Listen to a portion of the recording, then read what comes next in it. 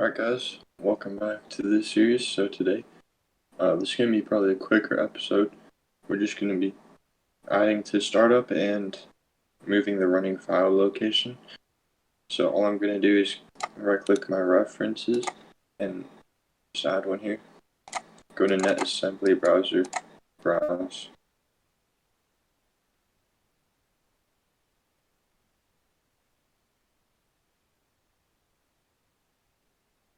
Any day now. And there's going to be this one DLL. Microsoft Win32.taskscheduler.dll, and I'm going to provide that in the description from its official website. Well, actually from its GitHub, I think that's where it's from. And all you're going to do is select that, press OK, and then we're going to go ahead and make a new class in our client.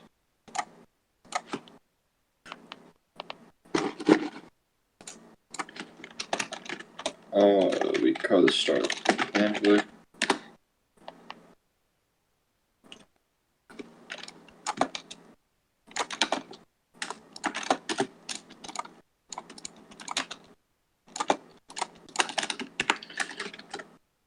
So once we're in the class, we can import what we just imported, what we just referenced by doing this.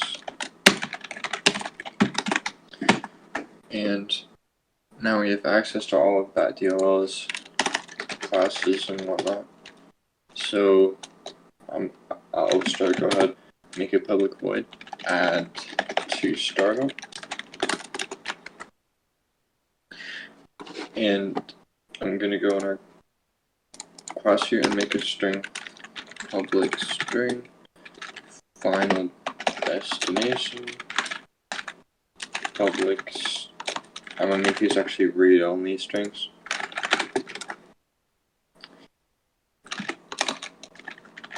Original location,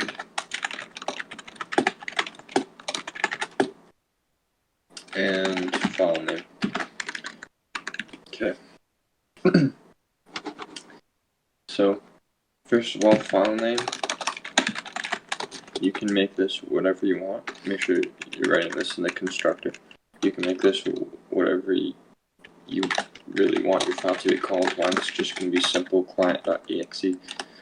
If you want, you can give it like a name.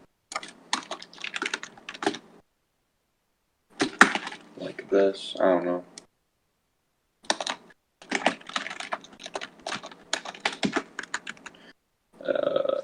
This dot original location equals to environment dot current directory plus, I'm going to put the @ sign here, which will let me put that symbol, plus app domain.current domain.friendly name. So what I do here, I did environment.current directory, so I guess the directory that your file is running in, which is this directory, and then it adds a slash to it, which would be this right here, or this right here, and then it adds your friendly name, which would be this. Now, for the final destination, you make this, you call it environment, like get folder path. Well, I'm doing this how I'm choosing to right now, but you can really put this anywhere you want, anywhere you think that no one's gonna look. Maybe you could even, I'm planning to do explore rootkit in like next episode or maybe the episode after, so it really won't matter, but just I'd recommend to put it somewhere that no one's really gonna look right off the bat, unless they're really looking. So we're gonna put it in environment.specialfolder.local application data. I'll actually show you where that goes.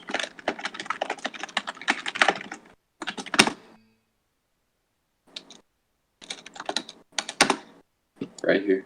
So if you're familiar right here with app data, this is local application data right here, and it's going to go in there.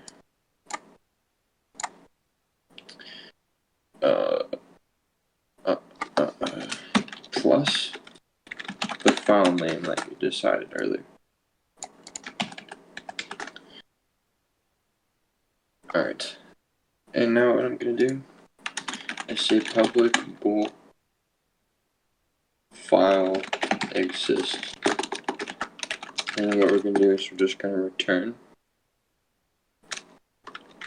final destination equal to, or this dot final destination equal to this original location.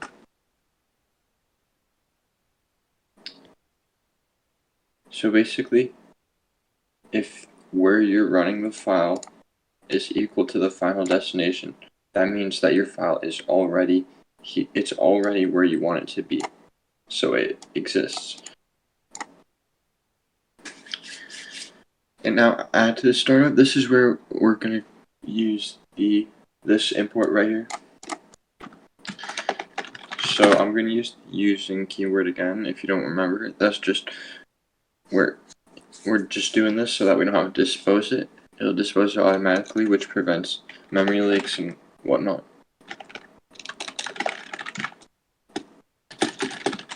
So we're going to use a new task service.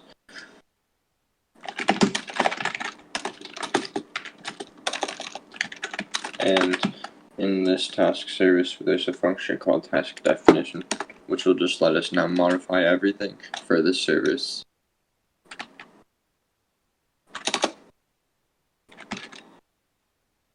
Yeah, and this is all. By the way, I realized that you guys might not know what the point of this is. So basically, in your task scheduler, you can like import tasks. As you can see, Apple has a task at 2:21 p.m. Avast, multiple, just all kinds of stuff. And all of these, so basically, you can make a task that triggers whenever you log on. So that's what we're going to be doing today. I'll actually leave that open. I'll show you it working.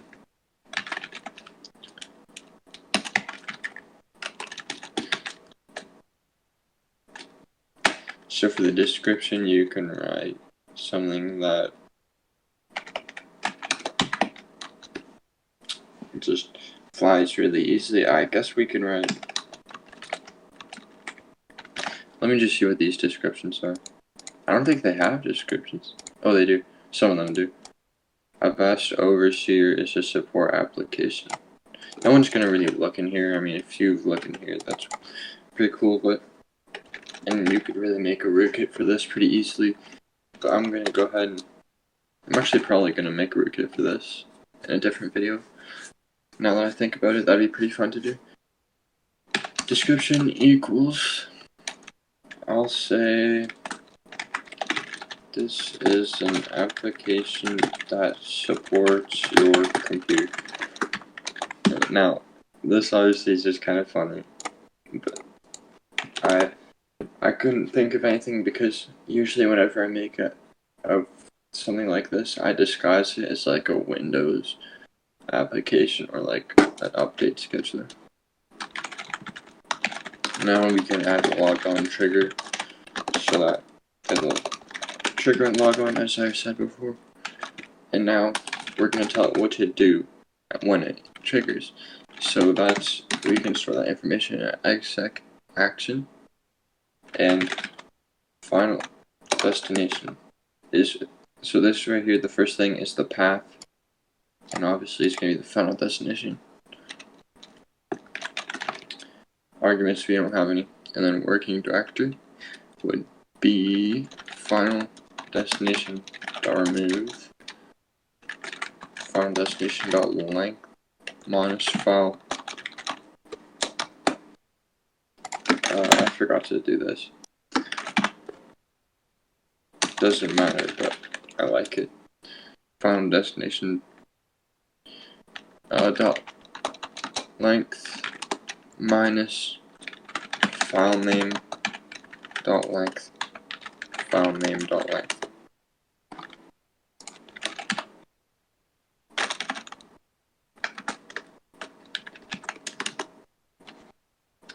And that last argument there, oops, it was the working directory. So yeah, we were just getting the working directory. Alright, so the next thing we're going to add is data.principal.run level equals task run level dot highest. So this right here is just saying that it runs an administrator. And now what we're going to do is go back to the task service and just register it. And here's the name. I'm just going to say Win application. I don't really know. You don't need this. I don't know. I have it. And we're going to register this task definition that we just made. Yep, that's pretty straightforward. Another thing we're going to do is, so this is what we're going to do. Using system at runtime to interrupt services. And this basically lets us use C++ functions. So we can import functions from C++ by typing dl import and then whichever DLL from C++. And then now we can take the function. I'll take the function get console window. You can find the functions on MSDN. You could just search up kernel32 functions. And I'm also going to get show window, which returns a bool. And imptr window, or they call it hwind. And the code of what you want to do, if you want to show it or open it. Basically, an imptr is just an integer. You can just think of that for now. But it's just to help converting C++ data types to C#. And now what we can do is public void hide window get, and then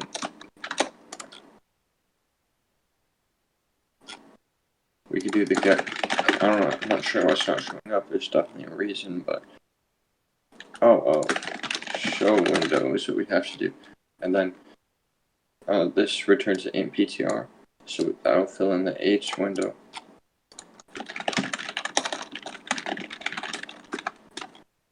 And then the 0 means hide. So I'm going to see why that's not working here. Oh, there, now it should work. 3 errors. Jeez, what is with me and putting colons instead of semicolons? Yep, okay, that worked. I'm not sure. Oh, okay. So we can go ahead and test that. If what I'm gonna do is I'm gonna say if our we had to make first.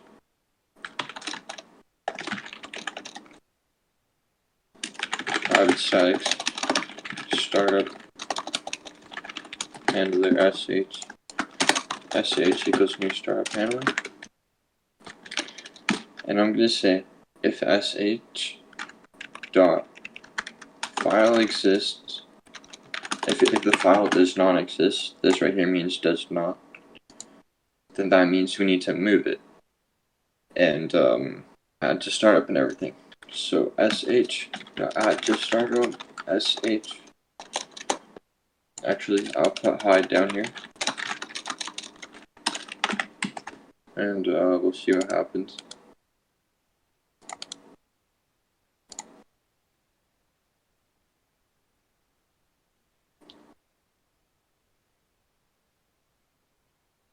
Oh, I meant to import this from user32.dll, so just make sure to change that.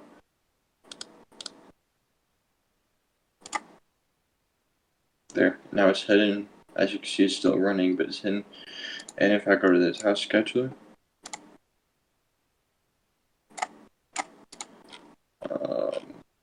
what did I call it?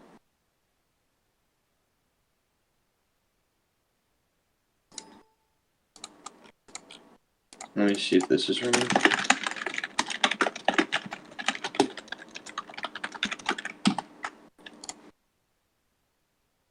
Oh, that did run.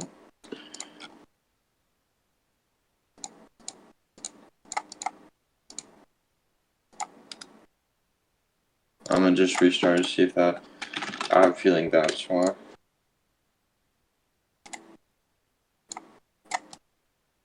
Yep, here it is. This is an application that supports your computer. At logon. Now the only thing we haven't done is we haven't moved the file, so that's pretty easy to do. All we're going to do is import system.io and make a new public void, move running location, if, or we'll just say file.move this dot current original location to the destination we want. And basically you can move a file that's running. You can't delete a file that's running, but you can move one. So, yep. And then we'll start. Oh, I need to import system diagnostic. And we'll go ahead and start where we moved it to. And we'll exit out of this one.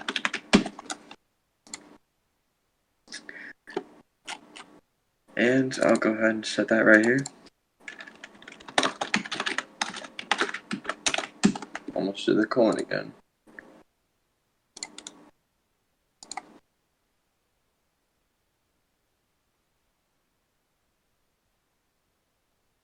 Well, it worked.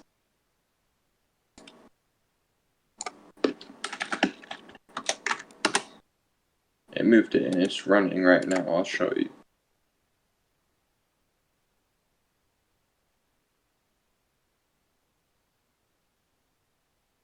Why is it showing process from all use?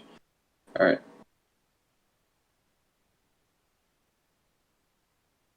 Where is it?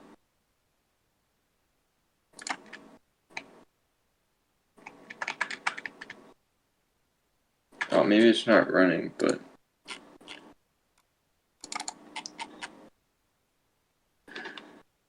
hold on a minute.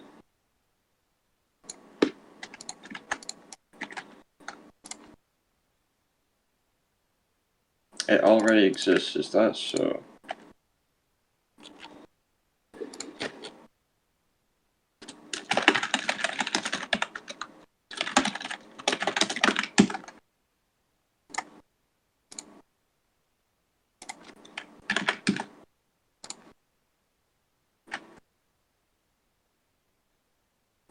Okay, well, it moved it to right here. It moved it to right here.